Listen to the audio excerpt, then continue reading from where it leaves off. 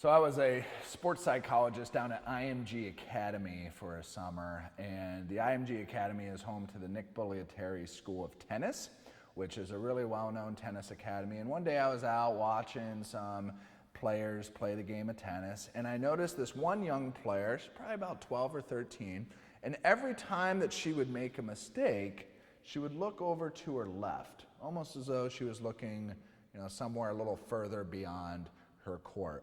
And she'd play a little bit more, make another mistake, and she'd look left again, a little further down the court. Well, eventually my curiosity got the better of me, and I was wondering, as an inquisitive psychologist, what is she looking at? And after further examination, I saw that a couple courts down was her father that was watching her play tennis.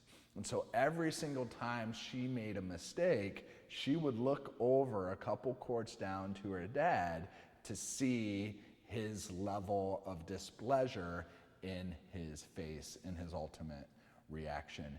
And so that example really speaks to the importance of focus and concentration, because part of her brain, who knows what percentage of it, but certainly there's some part of her brain that in that moment is not devoted to playing good tennis.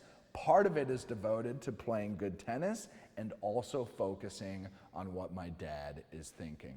And so we don't want to do that. There is so many things that we encounter over the course of our lives that require our focus. There is no doubt about that.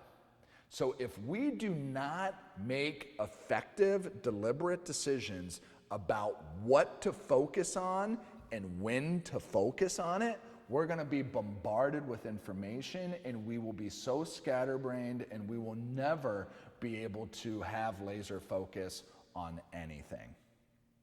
So fortunately, we all do have some capacity to concentrate, which is knowing what to focus on, when we need to focus on it.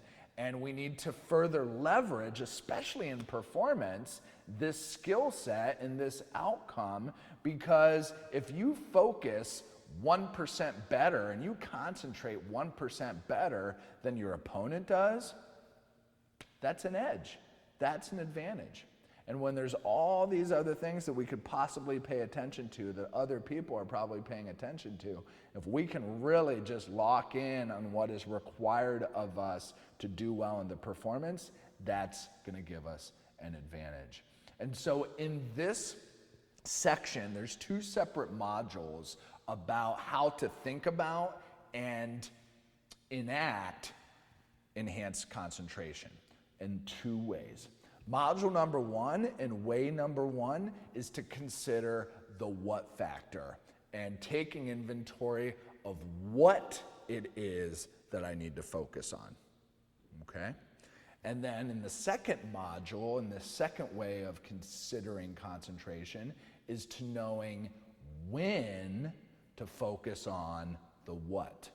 So there's the when factor. So we're going to progress through these two modules, the what factor and the when factor, in order to level up your ability to concentrate.